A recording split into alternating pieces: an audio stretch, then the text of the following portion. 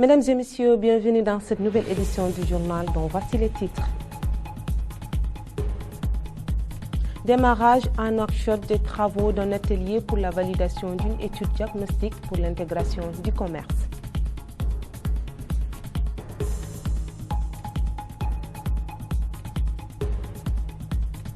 Organisation à Nouakchott d'un colloque pour le renforcement de la participation politique de la femme mauritanienne et le ministre des Affaires économiques salue les réalisations.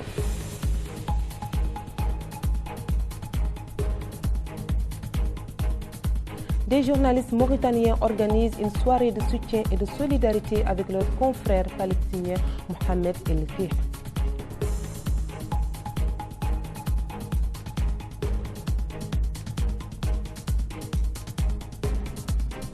Bonsoir et merci de nous avoir choisis pour cette nouvelle session d'information. Démarrage à Nouakchott des travaux d'un atelier de validation de l'étude diagnostique pour l'intégration du commerce. L'étude est réalisée par la Banque mondiale en faveur de la Mauritanie sur le cadre intégré en vue de renforcer les capacités dans le domaine du commerce. Plus de détails dans ce reportage signé Fofana Issa. Comment est-ce que dans un monde en évolution et en perpétuel changement, la Mauritanie peut s'intégrer et s'insérer dans ce nouveau panorama en défendant davantage ses objectifs qui se cristallisent aujourd'hui autour d'une problématique, à savoir accroître davantage la croissance et mieux partager la prospérité qui en résulterait. Une chose est sûre, à ce jour, aucun pays ne peut se targuer d'y parvenir seul, fût-il nanti. Et cela, la Mauritanie l'a comprise. Elle qui se fait entourer dans ce parcours du combattant par les partenaires techniques étrangers au développement public. Ils étaient encore présents à cette assise qui consistait ce mercredi à diagnostiquer et identifier les opportunités pouvant permettre au pays de mieux s'intégrer au commerce international. Elle a donc associé à cette analyse vitale un groupe d'experts internationaux, mais aussi la crème de la réflexion et de l'analyse stratégique au niveau national, composé des talents dans le domaine issus des différents ministères et départements publics. La Banque mondiale, locomotive des instruments de Bretton Woods, par la voix de son représentant, se dit rassurée de l'engagement mauritanien dans ce sens. La Banque mondiale a été heureuse de s'associer. Et nous sommes fiers de constater que les résultats qui vont être présentés font l'attention d'un nombre important de départements ministériels ici présents. Et comme le disait le coordonnateur, la présence d'un nombre significatif de membres du gouvernement témoigne de toute l'attention que le gouvernement accorde à cette étude. Et je suis heureux de pouvoir constater que c'est une coalition non seulement du gouvernement, mais aussi des partenaires au développement, notamment l'Union européenne, l'OMC et bien d'autres, qui a permis que ce travail soit accompli. Il reconnaît néanmoins au passage que la Mauritanie connaît en ce moment une tourmente de récession économique.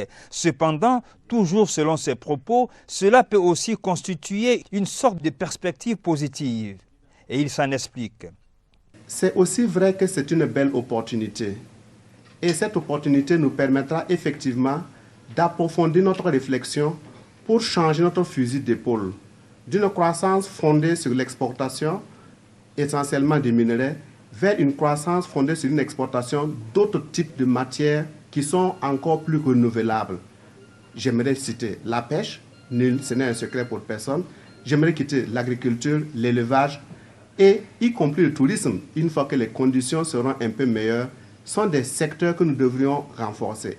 En effet, d'après les données fournies par les services des douanes, le secteur de la pêche représente aujourd'hui un volume annuel d'exportation ayant atteint plus de 660 millions en 2015, dont 80% pour les poulpes et autres poissons congelés. L'Afrique, suivie de l'Europe, sont les deux marchés principaux de la Mauritanie, mais l'Asie représente environ la moitié du marché pour les poulpes. Effectivement donc, toutes ces lucarnes sont des paramètres potentiels de croissance et il est indéniable que la pêche, l'agriculture, mais aussi les services issus des nouvelles technologies de la communication offrent également des possibilités de diversification de l'économie. Il termine en posant des questions et fait aussi des recommandations pressantes. Cette étape n'est peut-être pas la plus importante. Nous avons fait un diagnostic, ok. Nous allons avoir des pistes, d'accord. Ce qui vient est l'essentiel. qu'est-ce que nous allons en faire? Et l'atelier de ce jour donc marque le début d'un processus que nous espérons va être suivi par au moins 2 étapes importantes. D'une part, assurer la mise en œuvre quand on a fait les options, donc la mise en œuvre avec les partenaires au développement de qu'est-ce que nous allons pouvoir réellement concrétiser, non seulement à long terme, mais dans un court terme, parce que les problèmes sont aussi pressants que d'ici et maintenant, il nous faut prendre des mesures et des signes forts. Deuxièmement, mettre en œuvre un mécanisme qui nous permet réellement d'évaluer où nous en sommes au travers du temps. Le tout aussi important partenaire au développement public qu'est l'Union européenne affiche le même satisfecit sur ce qui a déjà été mis en œuvre. C'est avec satisfaction que la délégation de l'Union européenne, qui entretient une étroite relation bilatérale avec la Mauritanie, avec un engagement permanent en faveur de son développement socio-économique, joue donc le rôle de facilitateur. Nous trouvons que le moment pour la présentation de cette étude diagnostique qui vient d'être mise à jour est particulièrement approprié. Et pourquoi? Parce que la Mauritanie, et nous les partenaires qui l'accompagnons dans son développement, sommes dans un contexte de préparation de la SCAP. Revenons enfin sur l'un des porte-paroles des acteurs nationaux impliqués dans l'émergence de la Mauritanie qui nous ressort ici une pré-analyse succincte de cet atelier. L'étude montre un certain nombre de données qu'il faut prendre en considération, notamment des points positifs et des points forts pour la Mauritanie et aussi d'autres points qu'il s'agit d'améliorer. L'étude identifie un certain nombre de pistes de propositions. Maintenant, il s'agit de mettre en œuvre ces propositions, mais il ne suffit pas de les mettre en œuvre, il faut encore les suivre et les évaluer.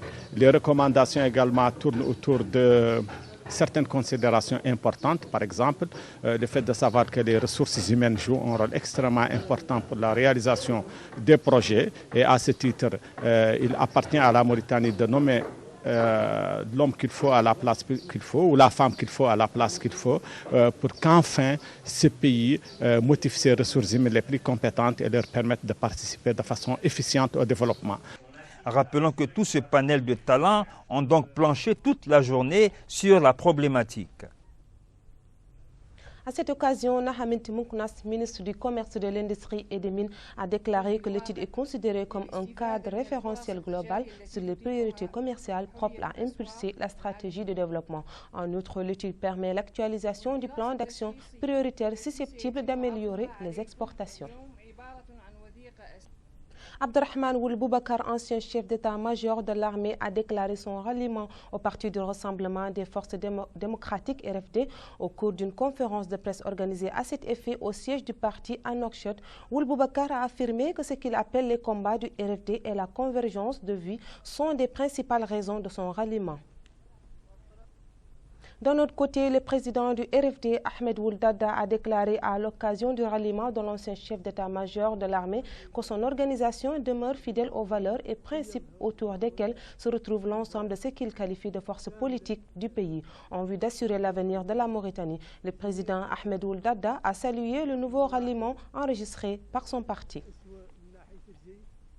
Dans un communiqué rendu public, l'initiative de résurgence du mouvement abolitionniste IRA en Mauritanie a déclaré que le Bureau des affaires étrangères de la représentation de l'Union européenne a reçu une plateforme signée par 13 000 activistes de droits de l'homme appelant à la mise en liberté immédiate du président d'IRA et de son adjoint. Cette vaste mobilisation internationale intervient peu après l'exclusion de l'ancien porte-parole du mouvement, Saad Ould Louleid, par le bureau exécutif de l'initiative. À la suite de quoi, Ould Louleid a refusé la décision considérant que le mouvement est accaparé par certains. Organisation en Nouakchott d'un colloque sur le renforcement de la participation politique de la femme mauritanienne. À cette occasion, Watmamit Habib, ministre des Affaires sociales, de la famille et de l'enfance, a salué les réalisations faites en faveur de la femme mauritanienne dans le domaine politique. Le Conseil consultatif du littoral a tenu à Nouakchott sa première session ordinaire.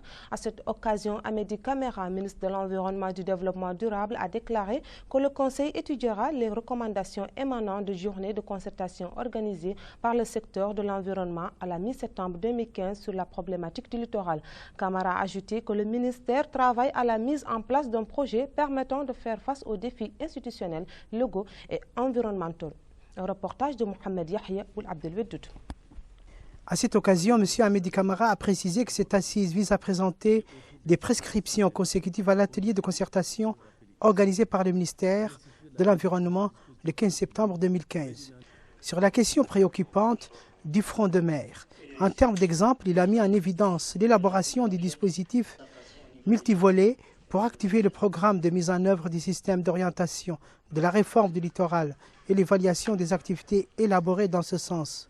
On l'écoute. La présence sur la côte de deux principales villes du pays, que sont Nouakchott et Nouadhibou, qui regroupent à elles seules au moins 30% de la population mauritanienne. À la présence de deux aires marines protégées, qui sont le parc national du Bandarguin et le parc national du Djaouling. À la construction de la route transsaharienne Nouadhibou-Nouakchott, à l'intensification des transports maritimes et côtiers, au risque d'inondations de plus en plus prononcées, à l'exploitation des carrières, à l'exploitation pétrolière et gazière en offshore, etc. Le ministre de l'Environnement et du Développement durable a ajouté que le projet va renforcer les atouts existants dans le cadre du projet de protection qui avait démarré en 2012 avec la collaboration de la coopération allemande. Pour atténuer les impacts négatifs des effets du changement climatique et des différentes activités anthropiques sur le littoral, mon département a mis en œuvre d'importantes activités, telles que le colmatage de 3 brèches sur les plus menaçantes sur les 10 brèches répertoriées sur le cordon du littoral, la mise en place de 840 bacs à fleurs sur une longueur de 1,6 km linéaire le long du cordon linéaire de Nouakchott, le rehaussement de 100 hectares de la ligne du cordon linéaire du littoral situé entre le marché de poissons et Oued-el-Ahmedi et la mise en place d'une équipe de surveillants permanents. De son côté, Benoît Bosquet de la Banque mondiale a précisé que la Mauritanie bénéficie d'un littoral de 754 km de long, d'une valeur inestimable, ajoutant par ailleurs: les zones côtières hébergent notamment 31% de la population ouest-africaine, un chiffre qui devrait encore augmenter à l'avenir. En Afrique subsaharienne, comme vous le savez, la croissance de la population urbaine est de 4% par an, soit près du double de la moyenne mondiale de 2,1%. Les zones côtières produisent également 56% du PIB de l'Afrique de l'Ouest. Elles hébergent d'importantes industries, notamment dans les secteurs de l'agroalimentaire, de la pêche, de la prospection et de l'exploitation pétrolière en mer, du tourisme ainsi que du secteur résidentiel, bien entendu. Le programme a ainsi pour objectif de renforcer la capacité d'un certain nombre de pays ouest-africains à réduire la vulnérabilité de leurs zones côtières, qui représentent un actif économique très important, et de promouvoir une gestion intégrée, résiliente au changement climatique de ces zones. Il est à noter que la Mauritanie jouit de l'avantage de pouvoir quantifier et planifier la valeur socio-économique de son front de mer en s'appuyant sur une version inclusive de sa surface côtière pouvant prendre en compte les impératifs liés au changement. Et cela à partir de documents disponibles par rapport aux expériences inachevées dans le domaine des autres pays limitrophes. Une délégation des habitants de la commune de Riyad a effectué une visite au siège de la chaîne El Morabitoun, annonçant sa solidarité suite à la suspension de l'émission Vissamim. Les citoyens ont témoigné leur solidarité à la chaîne, évoquant la diversité et de la richesse du programme épinglé à tort par la haute autorité de la presse audiovisuelle, aussi bien à travers la qualité de ses invités, la variété des thèmes soulevés que la compétence de son présentateur. Nous, en tant qu'habitants de Riyad et de la mosquée Al-Hidayah, et en tant que président de l'ASC Club africain de Riyad, une association sportive et culturelle, sympathisant de ce canal qui est le Morabitoun, qui est Al-Watan bi Alwanihi, qui est la patrie avec toutes ses couleurs. Nous sommes de tout cœur avec vous. Vous êtes le seul canal qui éclaire cette patrie. Et cette patrie a besoin de cohésion, a besoin des gens qui éclairent, qui disent la vérité, pas des gens qui sont là pour le plaisir. Parce que nous, il est temps que les Mauritaniens comprennent qu'on ne peut rien construire sans la vérité. Parce qu'un jour viendra, on va s'arrêter. et que Dieu va nous rappeler que ça va être trop tard pour nous. Il est temps pour tout le peuple mauritanien, que tu sois gouverné ou gouvernant, que tu sois parti civil ou parti sportif, je ne sais pas, que tu comprennes que cette patrie est le plus cher et le plus important que des individus. On doit être à la hauteur de notre tâche. Il est temps qu'on garde, et que c'est la seule télé qui garde notre identité islamique, qui défend l'islam, qui montre, qui éclaire les gens par rapport à leur foi. Donc, nous sommes de cœur avec vous. Nous sommes de cœur avec toute télé, ou tout canal qui diffuse des choses qui sont utiles à la société. Donc nous sommes désolés pour la HAPA. Elle n'est pas à la hauteur de sa tâche. Elle doit se revoir, voir ce qu'elle est en train de faire. Ce n'est pas sa tâche. Sa tâche, c'est de régulariser, ce n'est pas de menacer. Le syndicat des journalistes mauritaniens et le rempart national pour le soutien du peuple palestinien Ribat El Watani ont organisé conjointement une soirée de soutien du journaliste palestinien détenu Mohamed El-Rik. Ahmed Salem Oul Mokhtar Salem a déclaré à cette occasion que l'objectif de la soirée, c'est l'éveil des consciences en vue d'amener les peuples arabes ainsi que les organisations de défense des droits de l'homme et des libertés à soutenir le peuple palestinien et à lui manifester leur solidarité. Par ailleurs, Moualouma Mintimeida, membre fondatrice du rempart national de soutien au peuple palestinien, a assuré de l'importance de la juste cause palestinienne et du soutien indéfectible du peuple mauritanien. Mint El Meida a affirmé que le peuple fait sienne la question palestinienne dans tous les cas et en toutes circonstances, annonçant sa solidarité avec le journaliste palestinien détenu Mohamed El-Rik. Restons en Palestine où la ville de Qabati, au sud de la ville de Jenin, au nord de la Cisjordanie occupée, est le théâtre d'affrontements entre les forces d'occupation et des jeunes palestiniens dont 5 ont été blessés et 2 autres emprisonnés. À El Issaouia, au nord-est d'El Rhodes, occupée, l'armée sioniste a détenu 4 autres jeunes palestiniens.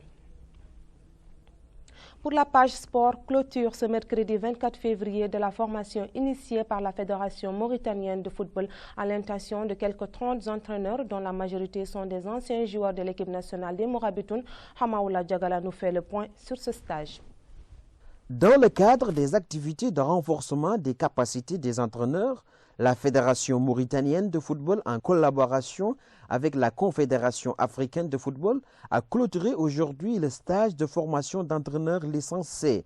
Cette formation avait vu la participation de plusieurs jeunes qui ont été formés sur des séances théoriques et pratiques dans les différentes techniques d'entraînement. Dans son discours de clôture, le président de la Fédération mauritanienne de football, Ahmed Ould Yahya, a félicité les récipiendaires avant de les exhorter à se mettre au travail. Vos diplômes et attestations seront mis à contribution, a-t-il indiqué. Il a souligné l'importance de cette cérémonie qui sera suivie par d'autres en collaboration avec la CAF. Ould Yahya dit avoir travaillé avec la Confédération africaine pour l'aboutissement à d'autres stages de licence C, mais aussi en B, A et celle professionnelle. D'autres entraîneurs, dit-il, prendront part au stage de licence C dans un avenir proche. À l'adresse des lauréats, le président de la Fédération mauritanienne de football a demandé aux jeunes entraîneurs d'assumer leur statut. Vos connaissances devront être mises au service des clubs et des sélections régionales de manière à concrétiser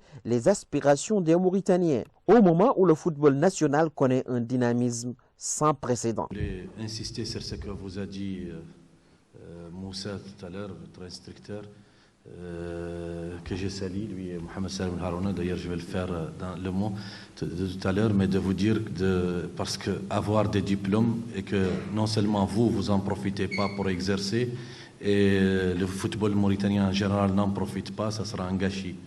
Donc, et sachez que ce n'est que le début. Vous allez vers la licence B, éventuellement la licence A, et une carrière, Inch'Allah, bénéfique et pour vous et pour le football mauritanien.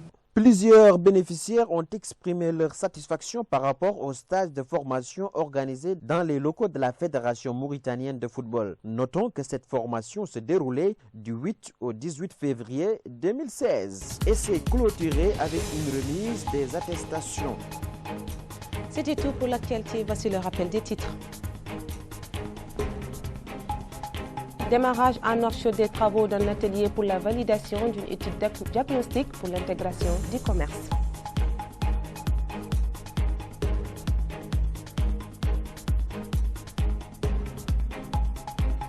Organisation en Nouakchott d'un colloque pour le renforcement de la participation politique de la femme mauritanienne et le ministre des Affaires économiques salue les réalisations.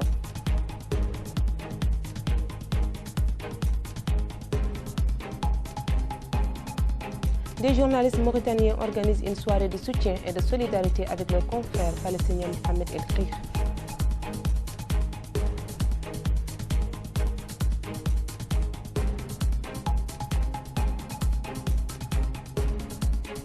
Mesdames et messieurs, ainsi s'achève cette édition. Merci de votre attention et bonne suite de programmes sur El Mourabitoun TV. Vous pouvez également suivre cette édition ainsi que d'autres éditions sur notre page Facebook dont l'adresse apparaît à l'écran.